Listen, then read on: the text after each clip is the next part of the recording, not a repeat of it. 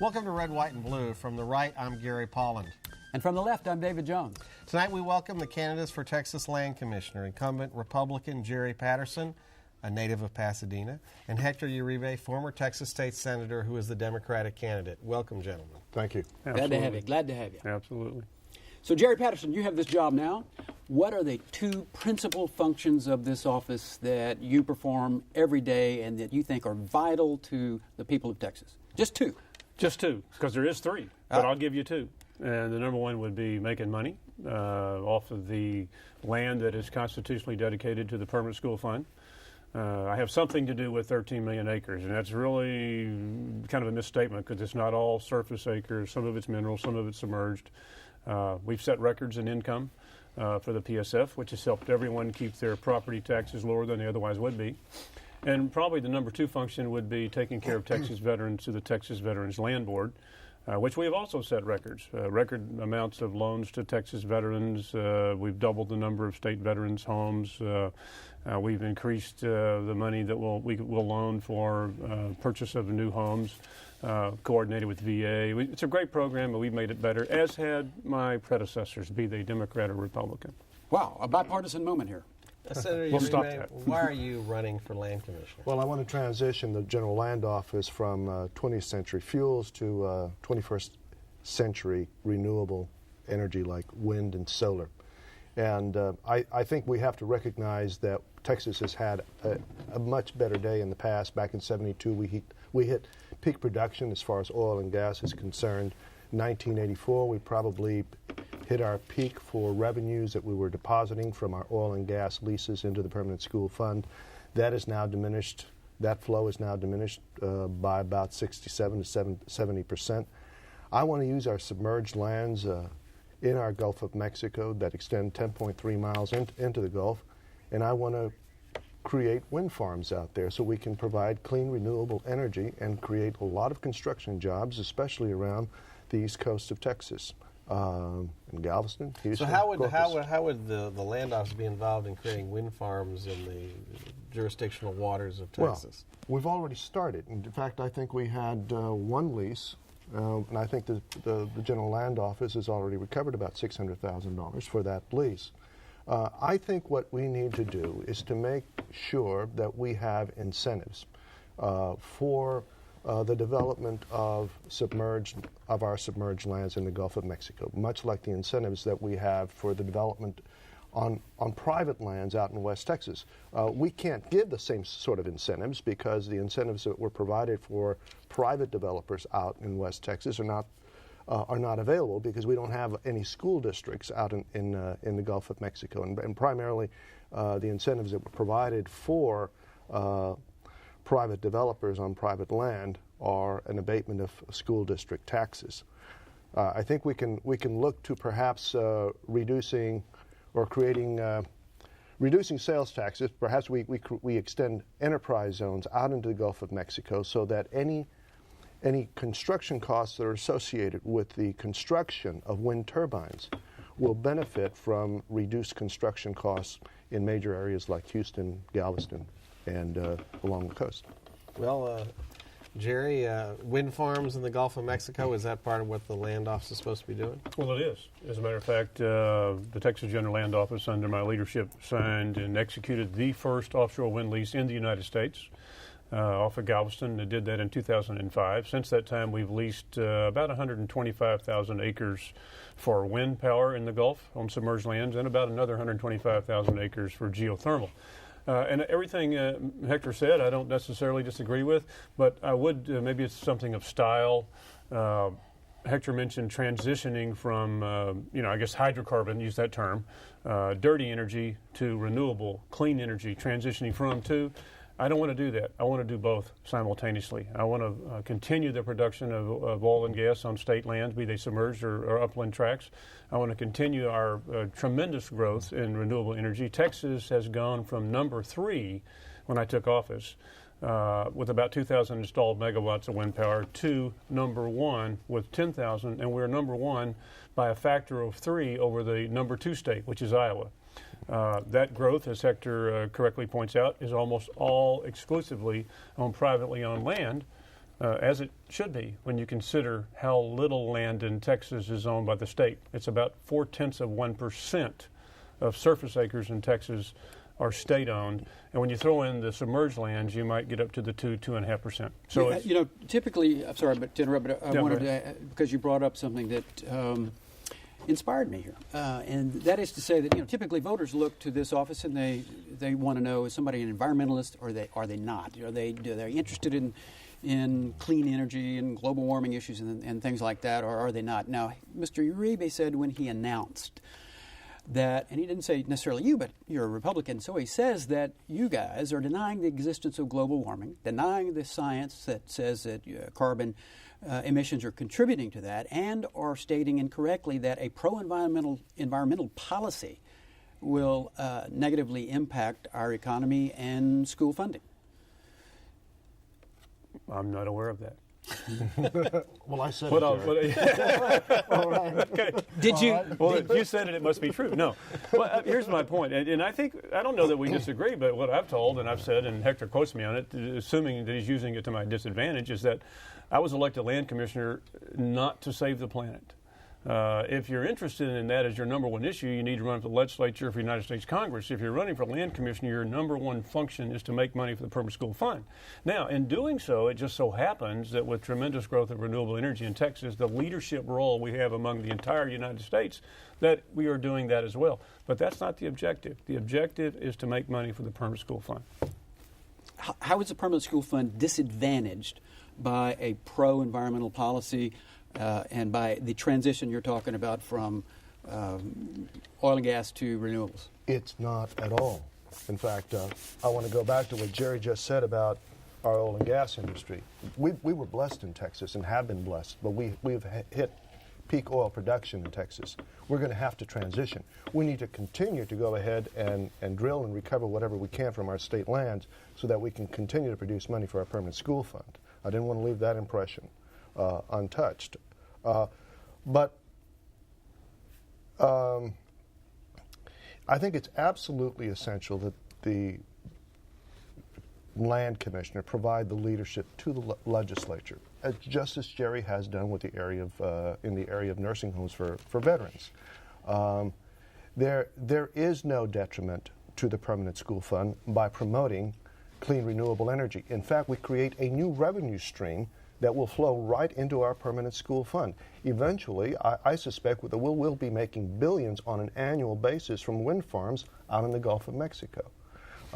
Jerry says that Texas is first in the production of wind energy, but that's only if Texas compares itself to states like Iowa and Ohio and other Midwestern states. It's not true if Texas compares itself to a country like Spain, which is about the same geographic size, but has 50 million more people. And on one given day, it's true, it's only one day, in November of this past year, Spain met 53% of its energy needs through wind power alone. The United Kingdom has 3,000 functioning wind turbines. Texas is late and slow getting into the game of wind energy. Well, Jerry, let's talk a little bit about you've been in office, you're completing your second term, and you're running again for a third term. What are the things that are on your agenda that you want to accomplish should you be fortunate enough to be elected again? Well, it's interesting. We keep coming back here to arguing the edges because one of the things I want to accomplish is the continued development of alternative renewable energy on state-owned submerged lands primarily, because that's most of our available acreage, but it has to be economic. And, Hector will have and has some really good ideas, but you need to be able to explain specifically how you do it. I think a couple weeks ago you were talking about 50% of our royalty income should come from wind power by a certain date. I forgot what date that was. 2020, I believe. 2020. Well, you can do that one of two ways. You can dramatically increase your revenues from alternative renewable, or you can dramatically decrease your revenues from oil and gas. I prefer to dramatically increase both. And to achieve that, it's kind of like it's happy talk unless you can say how you will do it. Now, I have heard here today some specificity about tax breaks, for offshore. Whether it's there is no ad valorem tax, at least for school districts. There are ad valorem taxes for other taxing entities in submerged lands in the Gulf of Mexico. So you can't really give the tax incentive that people in upland tracts do because there is no tax to worry about. But even with you were to forego all sales tax, whatever, you're not going to get there. To build a wind farm in the Gulf of Mexico, you spend twice as much as to build a wind farm on an upland tract in Texas. It is the private sector that's going to do it, and there are minimal incentives you can provide, even if you waived all taxes. You made an interesting claim that Gary likes to hear, which is that you saved us some property taxes as a result of your policy. So tell us how we measure how it was that the increase in public school fund actually contributed to some reduction in property taxes. Well, actually, I'd love to take credit for it, but it actually started in 1854 when the legislature dedicated. I was not in the ledge in 1854. I was only there for 6 years. So you overstated that claim then? No, I'm talking about the Permanent School Fund. The Permanent School Fund was created by the legislature in 1854. Revenues from that fund go to public education, and those revenues, were they not there, would be made up by you and me and our ad valorem taxes. Now, as to what I've done for it, we've set a record. We did $900 million in 2004, which was a record. So when Hector says our revenues from oil and gas royalty are at the lowest since '84, it's not accurate. I think what you meant to say volumes. You might use volume as a part of revenue. I'm talking about value. Yeah, that's flow in. Volumes are down. Peak oil was in the 80s. Actually, peak oil was in the 70s. Peak gas in the 80s. However, peak gas production is up dramatically because of fracking and 3D seismic and a variety of new things. Let me respond to that.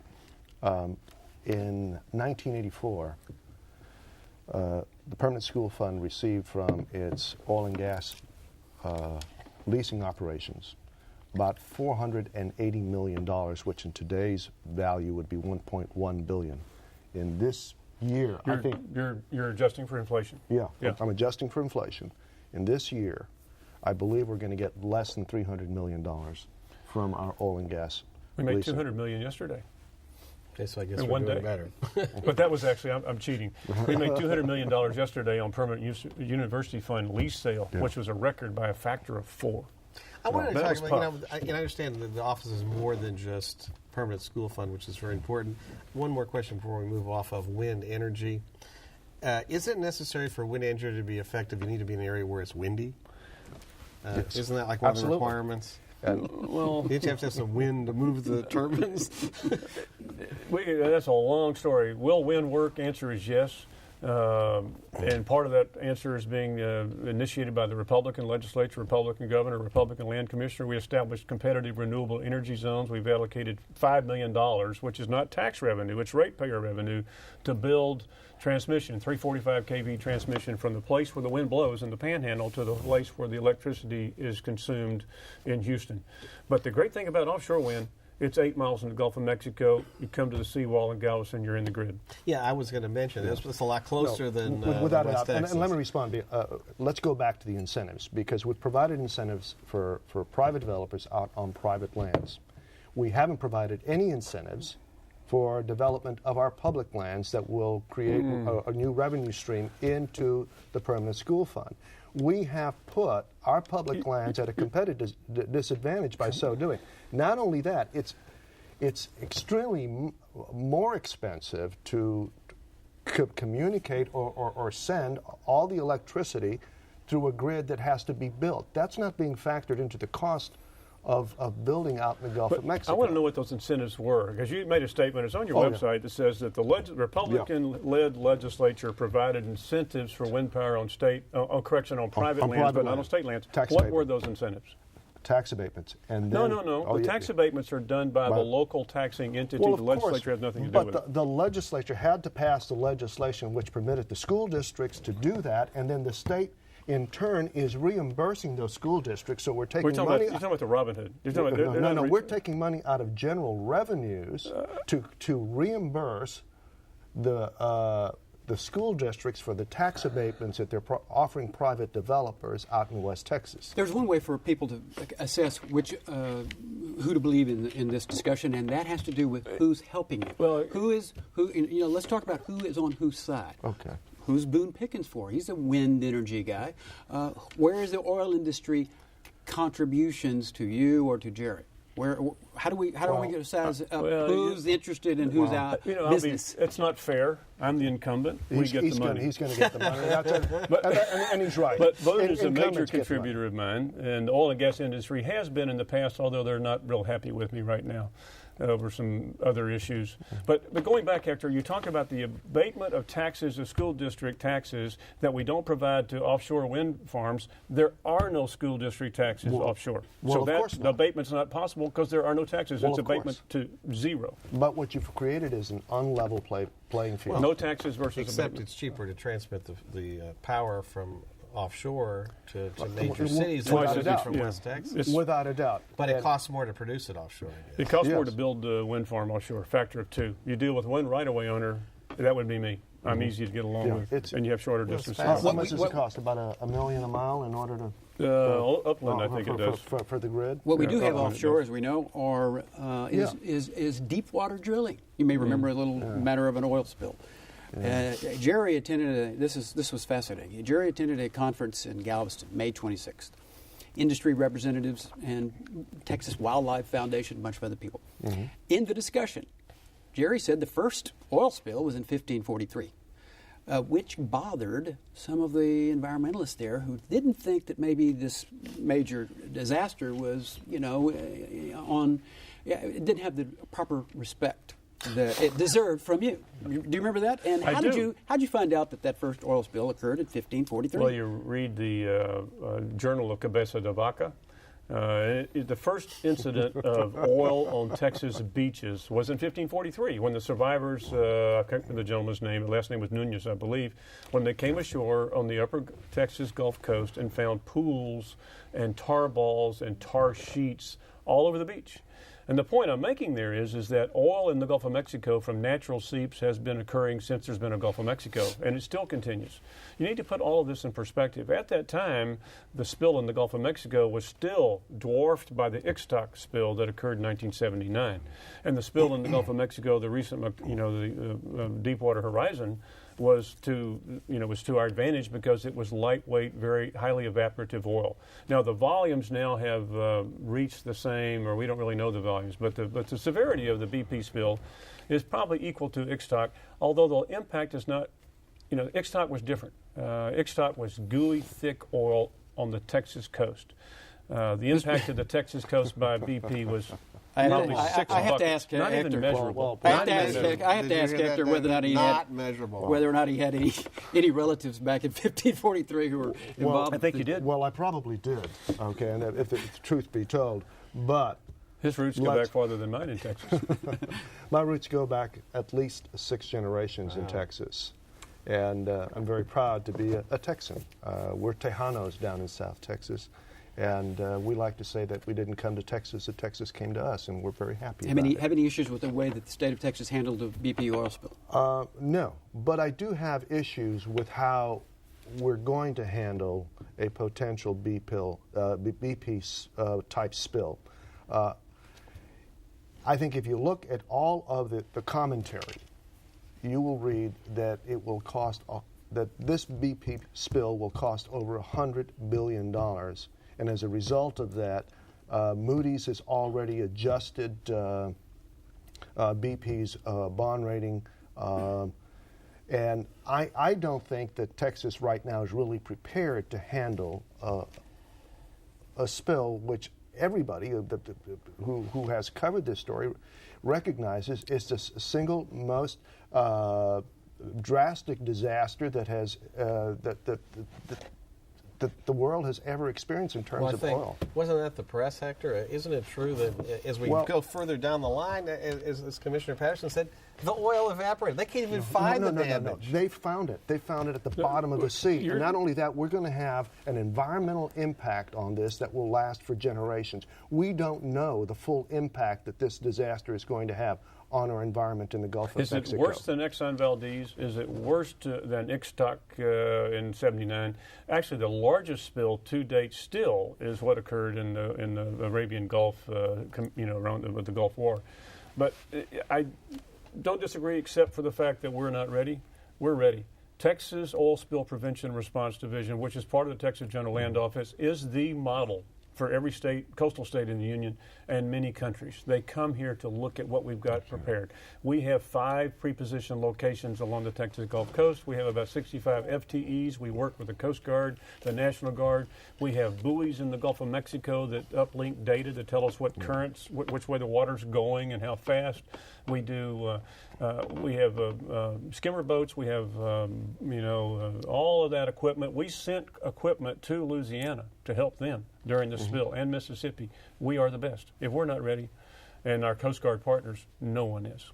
Well, that's right. No one is. And we saw the impact that it had on the Louisiana coast and all along the Gulf Coast, all the way down to Florida. But not Texas.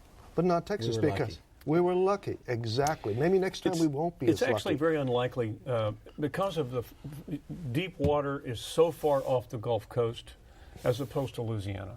So it's closer. We're blessed by nature. I want to change subject, talk about something, I don't know if you're interested in it or not, Hector, but I'm interested in it, concealed carry. I remember when you're in the state Senate, Jerry, you carried a concealed carry handgun, but you carried it a couple of sessions, finally got it passed.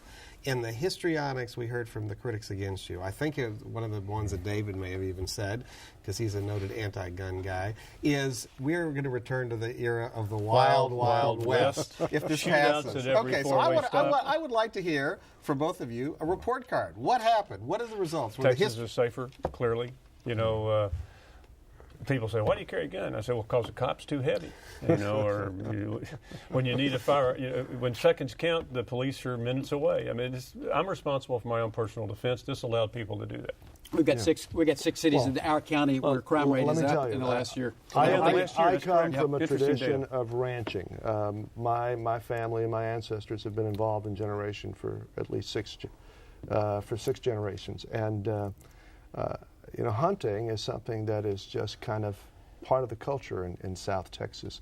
Of course, this has nothing to do with hunting. Well, unless you're hunting predators. No, this has to do with wedge issues. This has to do with my perspective on guns, first of all, and I'm certainly not opposed to guns and the right of individuals to protect themselves. To carry. Good. To carry and possess. Yeah. Another wedge issue. You said something on They're doing wedgies with us. You said something on an email. It was sort of a joke. You said about Cinco de Mayo, a happy Cinco de Mayo. You had a response from a guy.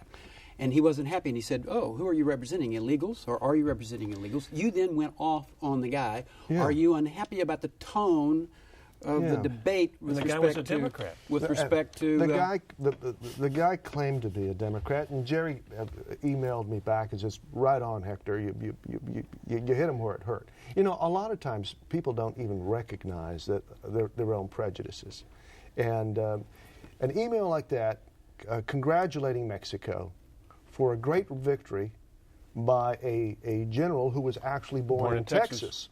Mongolia. He was born in Texas, led the Mexican army, and defeated the French army.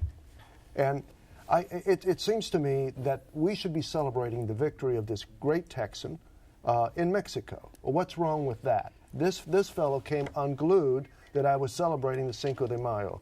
Are we going to be celebrating a victory in South Texas on November the 2nd for Mr. Uribe? I don't know. To be perfectly honest, it's an uphill battle for all Democrats in this race. But I think we have one of the best candidates we have ever had in Bill White. I think his record as Assistant Secretary of Energy and as mayor in the city of Houston, I think is one of the reasons why I got into this race in this first place, because I wanted to help him get elected. But that was before you got to hear all of Bill White's warts that start coming out about the problems, the shortfall, the lack of spending, borrowing money to fund the pension plan, Metro implosion. You didn't know about those things when you said you thought it'd be good, did you? Hey, Gary, I read the newspaper just like everybody else, and I know what campaigns are all about. We live in the People's Republic of Austin. I mean, that's true. You know that. Well, Jerry, what's your take on the politics this year? How do you think it looks for your party? I have to tell you, the best thing for Republicans this year is Nancy Pelosi and Barack Obama. I mean, it's very difficult, given that, for a Democrat to prevail. That doesn't mean I'm not running hard. I don't hear the footsteps behind me by my, friend and Senate colleague at different times. We run hard regardless of whether it looks and to good. be fair, I mean, looking at the overall Democratic statewide ticket, I mean, Hector is certainly a well-qualified candidate, unlike some of them they're running. Yeah. No, there's some folks who are aware. Yes. Who? We'll not mention names. Of course, I'm not. Of course, would Hector or I say anything about the governor of Texas? And you guys are to be congratulated. You're the only two incumbents so far that have responded to come forward to discuss. Incumbent and challenger. Well, and I want to say, I commend Jerry for the way he's handled himself in this race, and I think this is the way he handles himself all the time. Yeah. Still time. I want you guys to run for something else, higher office next time. Thanks for being with us, Hector Uribe. Jerry Patterson, appreciate it. Okay. Thank you. We invite you to visit our home online at HoustonPBS.org. Click on the local program bar and pick Red, White, and Blue. Read about our guests. Watch the shows along with our follow-up discussion if you must. Until next time, get informed and get active.